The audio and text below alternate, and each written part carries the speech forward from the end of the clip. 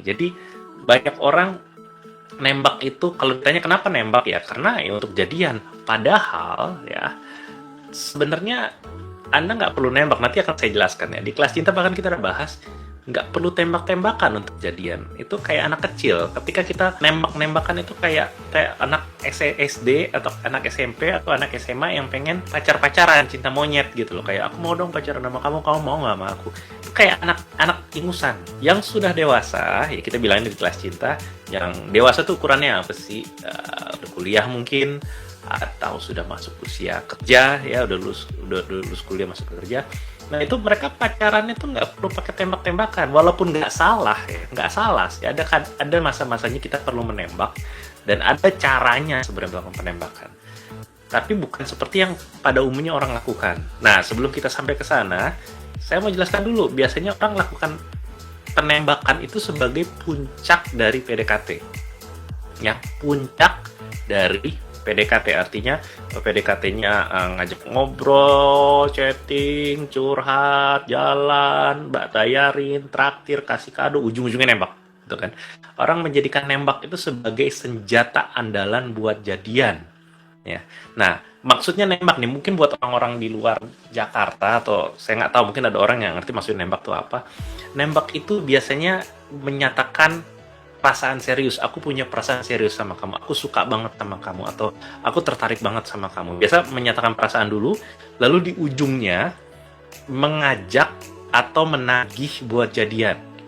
Nah, karena nembak itu mengajak jadian atau nagih jadian, biasanya umumnya yang lakuin cowok nembak. Walaupun in reality cewek juga bisa nembak. Nanti saya akan jelasin di belakang. Cowok sama cewek itu perlu dalam tanda kutip nembak. Jadi orang biasa nembak kayak gitu. Setelah lama PDKT, orang biasa kalau di Indonesia tuh berbulan-bulan PDKT-nya, lalu nyatain perasaan serius dan mengajak hubungan serius. Biasa nembak seperti itu. Kalau dikasih analoginya, mungkin orang memperlakukan nembak itu kayak minta izin mau ngelamar, minta izin mau menikahi, gitu loh.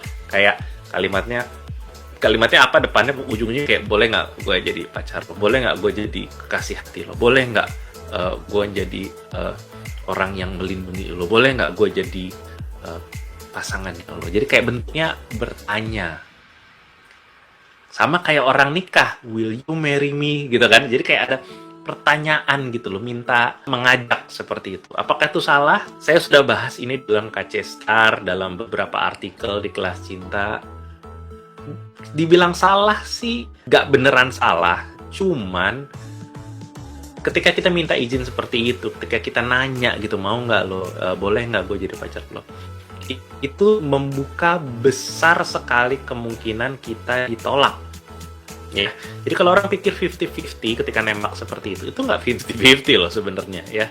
Itu lebih besar ditolaknya daripada diiyakannya. Coba ingat-ingat teman-teman, sepanjang kalian PDKT selama ini ya, jujur, Anda laki-laki atau perempuan, Anda nembak, menyatakan perasaan atau ngajak jadian, berapa banyak yang diiyakan?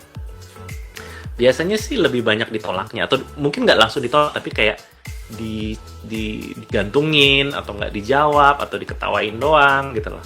Beberapa lo tolak mentah-mentah. Jadi itu sebabnya saya nggak rekomen untuk menembak. Nah, ini saya akan jelaskan dulu nih, buat anda-anda yang masih pengen nembak atau berpikir harus nembak. Nih saya kasih tau, nembak itu biasanya ditolak atau lebih sering ditolak karena timingnya, ya guys, timingnya. Pada saat anda nembak atau kebanyakan orang nembak, biasanya itu posisinya nggak seimbang. Biasanya ada satu orang yang mengejar agresif, yang satunya lagi yang dingin defensif, ya. Coba perhatikan pengalaman PDKT Anda selama ini. Biasanya ya, lagi-lagi nggak semua. Biasanya ada satu orang yang agresif banget, yang mepetin banget, biasanya laki-laki.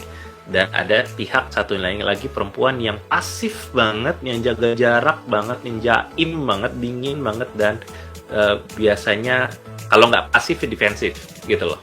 Ya, jadi ketika dalam posisi seperti itu, Anda datang ke dia terus ngajak mau nembak ya, of course dia dalam posisi yang defensif, dia dalam posisi yang tidak positif ya. Walaupun mungkin dia suka sama Anda, walaupun dia menikmati Anda, walaupun dia nyaman dengan Anda, tapi dia dalam posisi yang berjaga-jaga karena Anda yang mepet terus gitu loh. Anda yang mepet terus, Anda yang sibuk menyirami dia dengan segala macam perhatian, dengan pengorbanan, dengan meyakinkan dia dan segala macam. Jadi dia dalam pihak yang sangat kritis gitu loh. Kritis bukan artinya mau mati, bukan, tapi kayak critical. Dia sangat mengevaluasi, menilai ini orang bohong apa enggak, ini orang iya apa enggak. Anda push dia, jadi dia defensif seperti itu. Itu sebabnya banyak kali ketika Anda istilahnya ya, menyatakan perasaan dan nagih buat jadian, dia jadi kayak aku butuh waktu. Karena Anda memojokkan dia pada posisi dia harus berhati-hati gitu loh. Dia harus kayak am I sure, gue nggak yakin perasaan ini gitu. Ntar kalau jadian nanti ternyata putus, kita jadi nggak enak. Padahal selama ini kita udah berteman dan bla bla bla bla. Itu lagi tuh posisinya. Ketika Anda menembak, biasanya Anda merubah posisi dari teman, ya, teman yang nyaman, yang enak, yang udah lumayan panjang bertemannya. Lalu Anda berusaha memancing dia buat lebih dari sekedar teman. Lah dia udah enak selama ini dengan posisi teman gitu loh. Dia sudah menikmati semua kenikmatan berpacaran gitu loh. Terus Anda tagih dia buat sesuatu yang lebih serius, ya dia jadi kayak belum, bentar, aku suka sih tapi aku nggak tahu gitu loh. Dan dia jadi nanya sama temennya, iya nggak ya, menurut kamu gimana gitu. Terus dia jadi mikirin soal masalah mama papanya setuju apa enggak dan segala macamnya. Jadi Anda memojokkan dia dalam posisi yang bikin dia deg-degan. Apakah itu salah? Ya dibilang salah juga enggak, tapi Anda membuat dia jadi sulit untuk merasakan apa yang sebenarnya dirasakan sama Anda.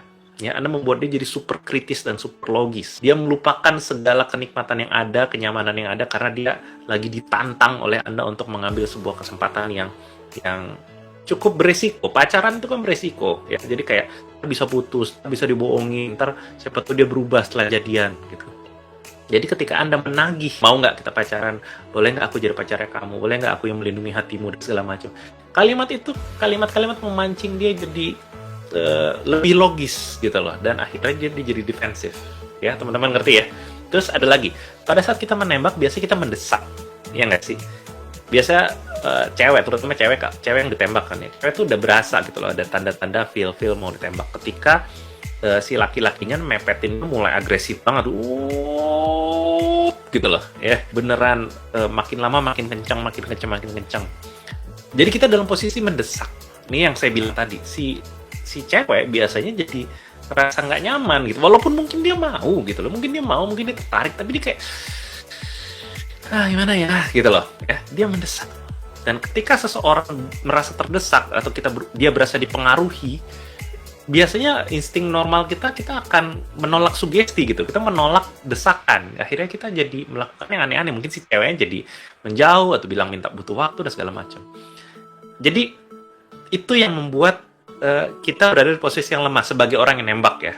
Mau yang nembak laki-laki atau perempuan sama aja sih sebenarnya yang nembak siapa. Pokoknya posisi menembak biasanya dilakukan dalam keadaan kitanya mendesak seseorang buat mau sama kita. Kita maksa dia, dalam tanda kutip ya, maksa dia.